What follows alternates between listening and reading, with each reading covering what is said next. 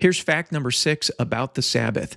Sabbath observance is not commanded in the New Testament. In the 27 books of the New Testament, I'm talking about Matthew through Revelation, there is no instance of believers being specifically commanded to keep the Sabbath. Many other principles of the Torah are reiterated, but the observance of the Sabbath is not. In Matthew chapter 5 through 7, when Jesus is explaining the fulfillment of the law, he says nothing about the Sabbath. This would have been a very good place for Jesus to reiterate observance of the Sabbath, but he does not.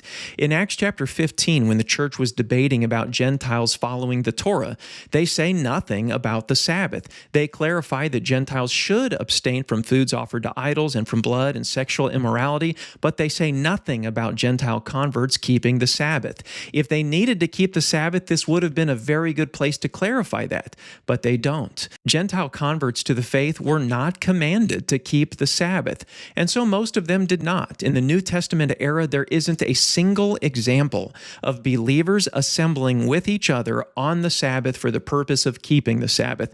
The apostles would sometimes meet with unbelieving Jews on the Sabbath to preach the gospel, but we have no examples of believers meeting together on the Sabbath to observe the Sabbath.